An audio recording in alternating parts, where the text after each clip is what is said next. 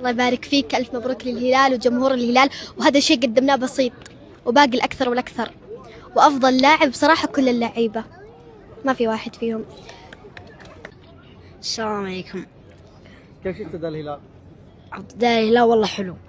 يعني هذه المباراة أصلا عندنا مو مباراة رسمية، أنا عندي تدريب بس هم عندهم رسمية. وأفضل لاعب الصدق يعني عندي مالكم، سجل هدفين وأخذ شوط. الله يبارك فيك. كيف شفت أداء الهلال؟ أسطوري مرة، والهلال اليوم جيد مرة. من أفضل لاعب؟ أفضل لاعب كان الصدق مالكم. وأنت يا بطل؟ والله أنا أحسن لاعب عندي إسلام الدوسري. كيف شفت أداء الهلال؟ والله أسطوري، أساسا إحنا ما يعني لنا شيء هذا مباراة. الله يبارك فيك. كيف شفت أداء الهلال؟ أسطوري، والهلال خادي كأس الملك دون أي مصالحة مرة. وأنت يا بطل؟